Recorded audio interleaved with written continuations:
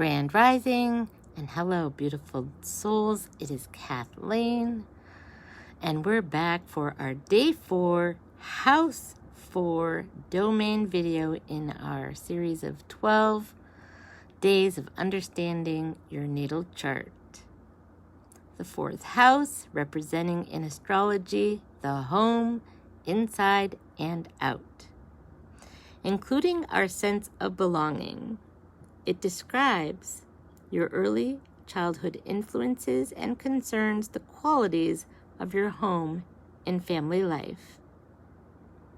If you have no planet in this house, your focus should be on the house cusp, lifting those qualities to their highest expression. The 4th house domain is about the way your home feels, about the way you feel when you're inside of it. Home has a feeling tone. How does it reflect who you are? And how does it make you feel? And are there ways that you could shape or adjust the details in your home to create a better elemental balance? The 4th astrological house is also associated with the moon, with the sign of Cancer, and with mothers. How we are mothers and how we mother others. It also represents the roots that we were given to support or hinder our sense of belonging and our sense of feeling safe and nurtured in the world. It also describes who you are in your most private moments when no one else is looking and you're alone in your room or your house. Who you are, your most interior self, is built from your early family influences. We all have those influences that are helpful and some that are not so helpful. The 4th house can grant us insights that help us to choose whether or not to continue a family legacy. It's important to cultivate a physical home space that is safe and welcoming and that builds emotional intelligence. And in this way, we can break any patterns of family lineage that were dysfunctional. It's important for your living space to send a message to the deepest, most vulnerable part of your psyche that you are safe and held and where you can relax with a peace of mind. Now, I'd like to go over a short list of things to reflect on in each of the elements, some that might describe your current home environment, and some might include characteristics that you wish your home had, or perhaps even those that maybe you wish that you wanted less of or would like to get rid of altogether. Keep in mind, though, what type of structure would make you feel the most at home as we go through the list of the elements. Let's begin with fire environment. Being dramatic, colorful, playful, intense, or chaotic, even over the top. Bold statement pieces, maybe even clutter or lots of pictures of selfies.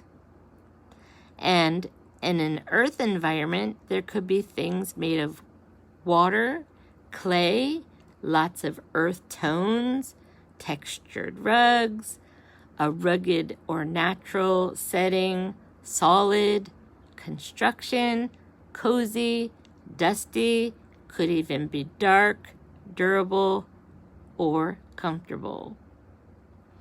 And for a home with air environment, it could be a place with lots of light and open air, great views, white walls, high ceilings, simplicity, balconies. Modern could be zen-y, clean, or drafty. And lastly, a water environment home can be indoor-outdoor themed, blues and greens. There could be water features or water nearby. It could be an open design. It could also be corroding, moldy, or even sloppy. Everyone's living space, though, however, has a feel to it. And if we don't intentionally consider this, then we may not notice it.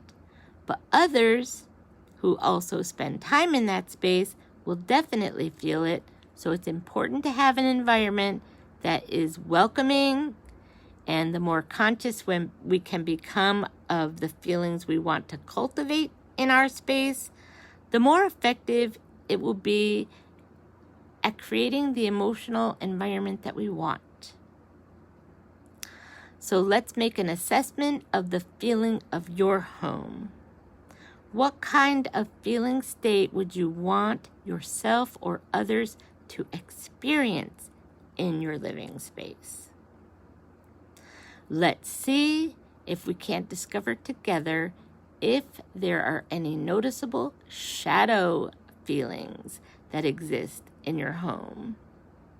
Beginning with a fire element, such feelings as impatience, battling, argumentative, anyone acting righteous or loud or out of character, and earth shadow elements being stubbornness, judgmental, inflexible, picky, or even suffocating. And air element, anyone preoccupied, cold, anyone spiritual bypassing, or just plain refusing to acknowledge any shadow issues, trying to dance around them, anyone being disassociated from other people's feelings or preoccupied altogether. And lastly, water shadow elements, being highly sensitive, subjective, moody, or even secretive. And once we become aware of the emotional qualities that we've neglected or that we've not seen because they haven't come to our awareness before, it's important in your home that you can begin to honor them more thoroughly. It's important that you cultivate a caring and open feeling environment for everyone. Self-awareness is the key. And the negative effects, it really has an effect on everyone. The effects of the shadow feelings. You cannot find the light if you do not see the contrasting darkness. It's important that you live in an environment that really supports you and pleases you, and pay the most attention to even what things you can do to add more elements to your current space that support your well-being, especially if you share a home with others. Because where we will feel safe to explore and express our emotional selves, will feel the most at home. The more emotional intelligence that we become, the more we can feel at home wherever we are, wherever we go. And if we are resistant to our feeling selves, then nowhere will truly feel at home. Each of the 4 elements brings something important to the big picture of building emotional intelligence. Fire cultivates the ability to manage intense emotions, and when expressed in a skillfully way instead of acting them out. Earth element cultivates the ability to delay gratification so you could work towards a long-term goal with effort and patience. And air element cultivates the ability to navigate our emotions, have clarity with them, and to reset a positive narrative and frame of mind when you're challenged with adversity or obstacles. And water element cultivates the ability to feel your feelings and attune to others with compassion and empathy. So where we live and how we feel there, it does have a powerful impact on our day-to-day lives, including how nourished we feel and how others feel cared for in our homes.